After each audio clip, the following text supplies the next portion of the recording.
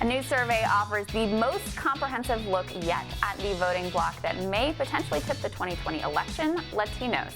Equus Labs found that out of 11 battleground states polled, a majority of Latino voters in 10 of those states plan to support Democrats in the 2020 race.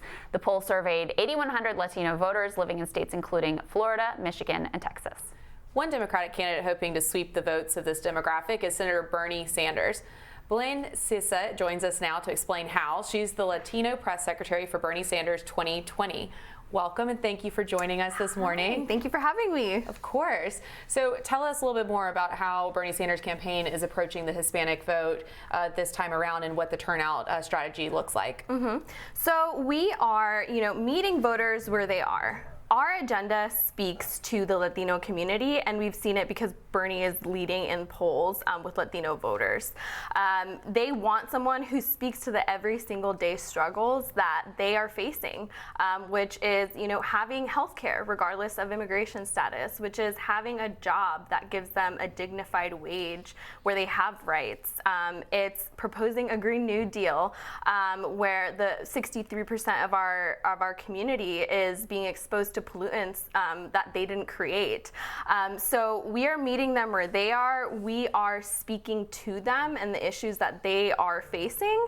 And more importantly, we are being inclusive with our hiring, with our training of organizers. We have webinars in Spanish, for people who want to get involved but don't speak English. We have over 200 organizing parties when we had our launch were bilingual.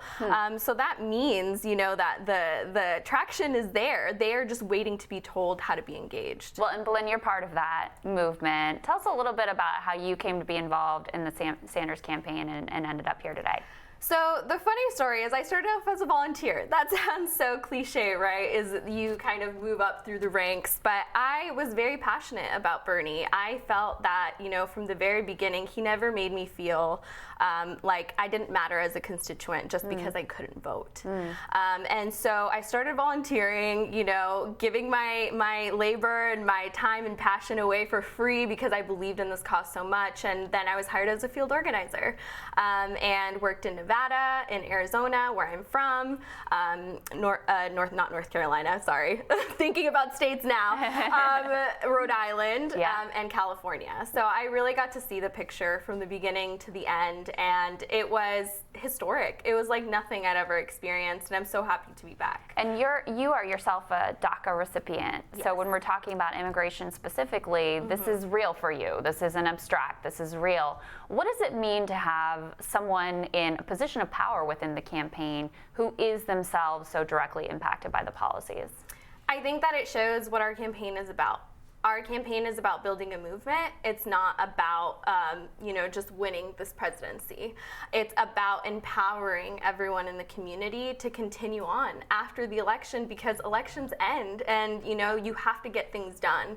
And, with people being hired like Ana Lilia Mejia, who is our national political director, hiring people like me, who's the Latino press secretary, and in so many different departments, that those skills will be able to be used going on and be given to other Latinos and to other minorities and people of color who can continue the movement, whether that's in their community, whether that's going to the White House, or whether that is, other political campaigns or even themselves running. So it's very, very meaningful and symbolic to have someone who the very president of the United States has said doesn't belong here be one of the representatives of your campaign.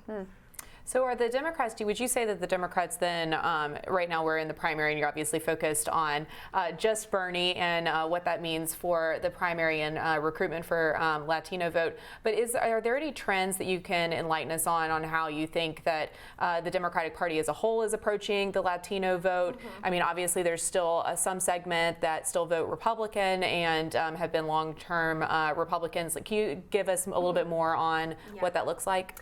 Well, I'm not sure what the Democratic Party is doing. My main priority and my main thoughts are really how can I engage my community to feel as empowered as possible, and that they can create the most change and actually get involved. That way, what we're trying to achieve is long lasting. It's not just about this election, like I said. And so, I think the work that we're doing is unprecedented, right? It's not just about ads. It's not just about, trying to knock on their door right before the primary. Yeah. It's about putting people who look like them on the campaign. It's about making them feel like they're capable and that we will fight for the right thing. At the end of the day, we are not a monolith. We are still people. We are still human, and we still care about the same things, like trying to have our kids have an education, like being able to have affordable housing, like making sure we have clean water. And I think that for so long it's been made to think that Latinos just don't vote because they don't want to, when in reality it's that they need someone to speak for them to want to put their support behind them. Yeah, I think that's really well said. I mean, Belinda, one of the, to me, undercovered and very interesting that it is undercovered trends is that Senator Sanders, in a lot of the polling, leads all the candidates among Latinos. There's a poll out in California where he was in the lead. There have been national polls where he leads among Latinos. Poll out in Texas where there's Florida. Obviously right. So, I mean, why do you think that narrative hasn't broken through? Why do you think there's so little awareness of the traction that he has in this community? Well, I mean, I think that that's the mainstream media's message, right? That doesn't necessarily mean that that's the truth. The truth is, when I'm speaking to reporters at local newspapers, Hispanic newspapers like La Opinión or El Diario, they know that the community is standing behind Bernie, and they have been incredibly open and receptive to me even reaching out and introducing myself. So it's little things like that, I think, that will start changing this narrative, is that local news can be trusted, right? And they are the ones that are putting light to these polls and to the support that Bernie has that we're not really seeing on mainstream media yet, that hopefully will change. That's great. So what else should we expect then from Bernie Sanders? Is he going to be releasing any sort of plans that cater specifically to the Latino vote, or is there going to be any additional targeting or anything that we can look forward to in the next couple of months? So I would say that every single one of his plans that he's come up with are for the Latino community.